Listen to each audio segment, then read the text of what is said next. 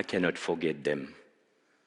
Their names were Aslan, Alik, Andrei, Fernanda, Fred, Galina, Gunhild, Hans, Ingeborg, Mati, Natalia, Nancy, Cheryl, Usman, Zarema, and the list is longer.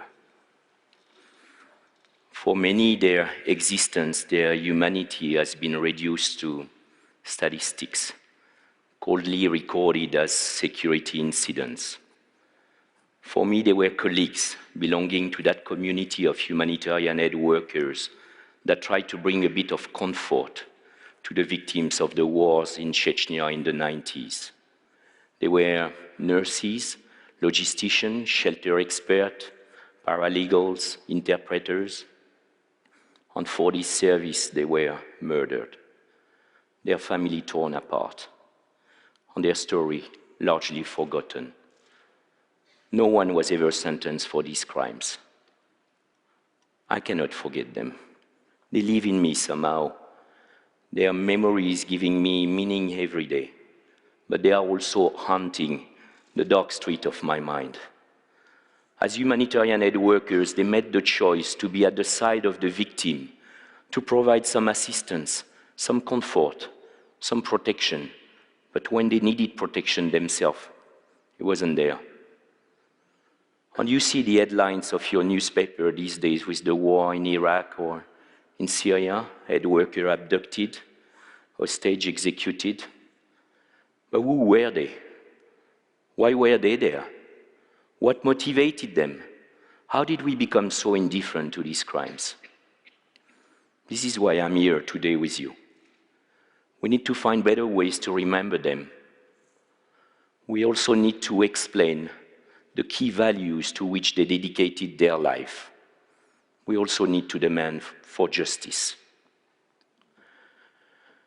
When in 1996 I was sent by the United Nations High Commissioner for Refugees to the North Caucasus, I knew some of the risk. 5 colleagues had been killed. 3 had been seriously injured. 7 had already been taken hostage. So we were careful. We were using armored vehicles, decoy cars, changing patterns of traveling, changing homes, all sorts of security measures. Yet, on a cold winter night of January 1998, it was my turn. When I entered my flat in Vladikavkaz with a guard, we were surrounded by armed men. They took the guard, they put him on the floor, they beat him up in front of him, tied him, dragged him away. I was handcuffed, blindfolded, and forced to kneel with the silencer of a gun pressed against my neck. When it happens to you, there is no time for thinking, no time for praying. My brain went on automatic, rewinding quickly the life I just left behind. It took me long minutes to figure out that those masked men there were not there to kill me, but that someone, somewhere, had ordered my kidnapping. Then a process of dehumanization started that day. I was no more than just a commodity. I normally don't talk about this, but I'd like to share a bit with you some of those 317 days of captivity. I was kept in an underground cellar, total darkness, for 23 hours and 45 minutes every day. And then the guards would come, normally 2. They would bring a big piece of bread, a bowl of soup, and a candle. That candle would burn for 15 minutes. 15 minutes of precious light. And then they would take it away, and I returned to darkness. I was chained by a metal cable to my bed. I could do only 4 small steps. I always dreamt of the 5th one. I had no TV, no radio, no newspaper, no one to talk to. I had no towel, no soap, no toilet paper, just 2 metal buckets, open, one for water, one for waste. Can you imagine that mock execution can be a pastime for guards when they are sadistic or when they just bore or drunk? We are breaking my nerves very slowly. Isolation and darkness are particularly difficult to describe. How you describe nothing? There are no words for the depths of loneliness I reach in that very thin border between sanity and madness.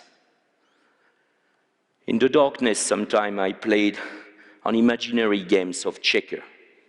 I would start with the black, play with the white, back to the black, trying to trick the other side. I don't play checkers anymore. I was tormented by the thoughts of my family, on my colleague, the guard, Edic. I didn't know what had happened to him. I was trying not to think. I tried to fill up my time by doing all sorts of physical exercise on the spot. I tried to pray. I tried all sorts of memorization game. But darkness also creates images and thoughts that are not normal. One part of your brain wants you to resist, to shout, to cry. And the other part of the brain orders you to shut up and just go through it. And it's a constant internal debate. There is no one to arbitrate. Once a guard came to me very aggressively and he told me, "Today you're gonna kneel and beg for your food." I wasn't in a good mood, so I insulted him. I insulted his mother. I insulted his ancestor. Consequence was moderate. He threw the food into my waist. The day after, he came back with the same demand. He got the same answer, which had the same consequence. 4 days later, the body was full of pain. I didn't know hunger hurts so much when you have so little. So, when the guards came down, I knelt. I begged for my food. Submission was the only way for me to make it to another candle. After my kidnapping, I was transferred from North Ossetia to Chechnya. 3 days of slow travel in the trunks of different cars. And upon arrival, I was interrogated for 11 days by a guy called Ruslan. The routine was always the same, a bit more light, 45 minutes. He would come down to the cellar, he would ask the guards to tie me on a chair, and he would turn on the music loud. And then he would yell questions. He would scream. He would beat me. I'll spare you the details. There are many questions I could not understand, and there are some questions I did not want to understand. The length of the interrogation was the duration of the tape. 15 songs, 45 minutes. I would always long for the last song. On one day, one night in that cellar, I don't know what it was, I heard a child crying above my head. A boy, maybe 2, 3 years old. Footsteps, confusion, people running. So when Ruslan came the day after, and before he put the first question to me, I asked him, "How is your son today? Is he feeling better?" Ruslan was taken by surprise. He was furious that the guards may have leaked some details about his private life. I kept talking about NGOs supplying medicines to local clinics that may help his son to get better. And we talk about education, we talk about families. He talked to me about his children. I talked to him about my daughters. And then he talked about guns, about cars, about women. And I had to talk about guns, about cars, and about women. And we talked until the last song on the tape. Ruslan was the most brutal man I ever met. He did not touch me anymore. He did not ask any other question. I was no longer just a commodity. 2 days later, I was transferred. 2 days after, I was transferred to another place. There, a guard came to me, very close. It's quite unusual. And he said with a very soft voice, he said, "I'd like to thank you for the assistance your organization provided my family when we were displaced in nearby Dagestan. What could I possibly reply? It was so painful. It was like a blade in the belly. It took me weeks of internal thinking to try to reconcile the good reasons we had to assist that family and the soldier of fortune he became. He was young, he was shy, I never saw his face. He probably meant well. But in those 15 seconds, he made me question everything we did, all the sacrifices. He made me think also how they see us. Until then, I had assumed that they know why we are there and what we are doing. One cannot assume this. Well, explaining why we do this is not that easy, even to our closest relatives. We are not perfect. We are not superior. We are not the world's fire brigade. We are not superheroes. We don't stop wars. We know that humanitarian response are not substitute for political solution. Yet we do this because one life matters. Sometimes that's the only difference you make. One individual, one family, a small group of individuals, and it matters. When you have a tsunami, an earthquake, or a typhoon, you see teams of rescuers coming from all over the world, searching for survivors for weeks. Why? Nobody questioned this. Every life matters, or every life should matter. This is the same for us when we help refugees, people displaced within their country by conflict or stateless person. I know many people, when they are confronted to overwhelming suffering, they feel powerless, and they stop there. It's a pity because there are so many ways people can help. We don't stop with that feeling. We try to do whatever we can to provide some assistance, some protection, some comfort. We have to. We can't do otherwise. It's what makes us feel, I don't know, simply human. That's a picture of me the day of my release. Months after my release, I met the then French Prime Minister. The second thing he told me, you were totally irresponsible to go to the North Caucasus. You don't know how many problems you've created for us. It was a short meeting. I think helping people in danger is responsible.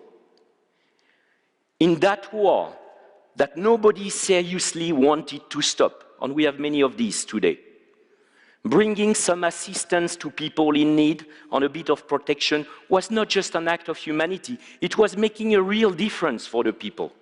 Why he could not understand this? We have a responsibility to try. You've heard about that concept, responsibility to protect. Outcomes may depend on various parameters. We may even fail, but there is worse than failing. It's not even trying when we can.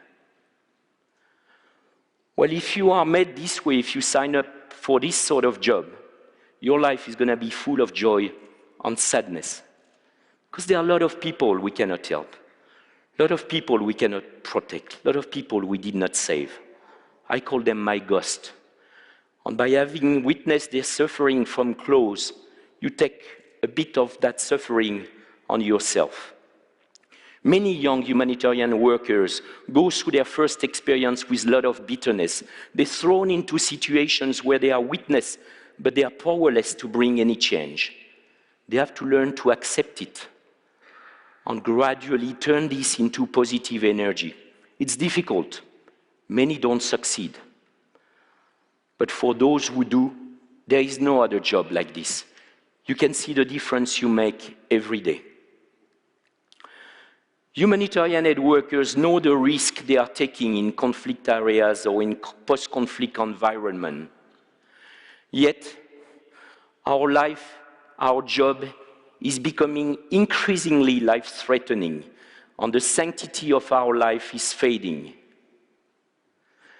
Do you know that since the millennium, the number of attacks on humanitarian aid workers has tripled? 2013 broke new records. 155 colleagues killed, 171 seriously wounded, 134 abducted. So many broken lives. Until the beginning of the civil war in Somalia in the late 80s, humanitarian aid workers were sometimes victims of what we call collateral damages, but by and large, we were not the target of this attack. This has changed. Look at this picture, Baghdad, August 2003. 24 colleagues were killed.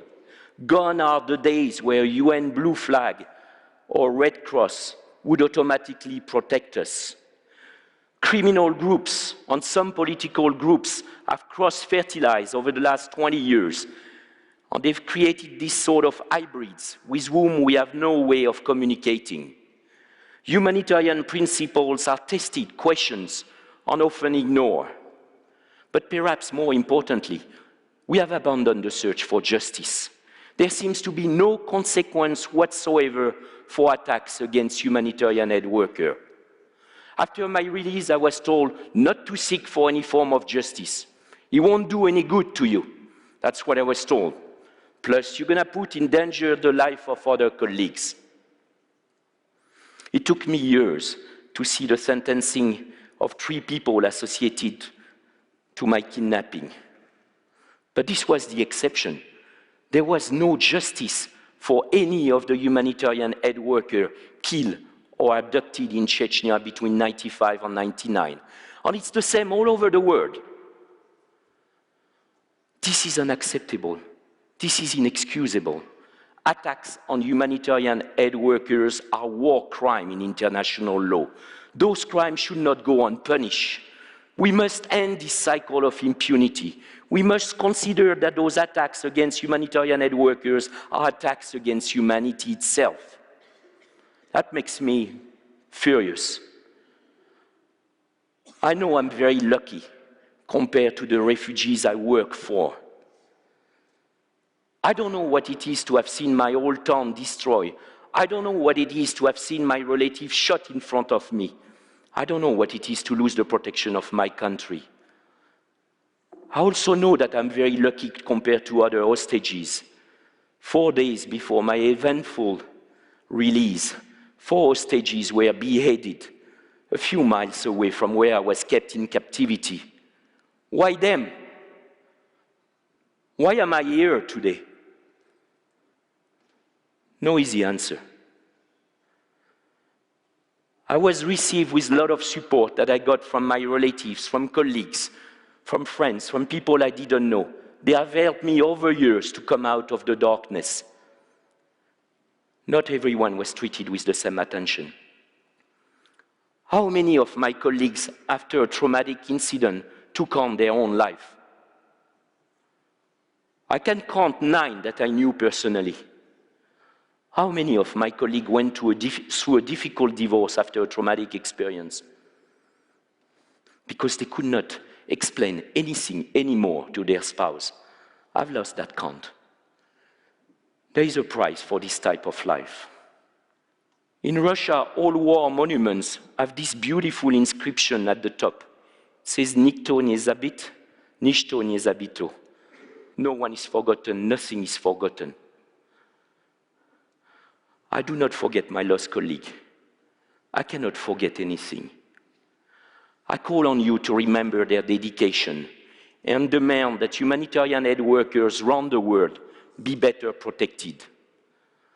We should not let that light of hope they have brought to be switched off. After my ordeal, a lot of colleagues ask me, but why do you continue? Why do you do this sort of job? Why do you have to go back to it? My answer was very simple. If I had quit, that would have meant my kidnapper had won. They would have taken my soul and my humanity.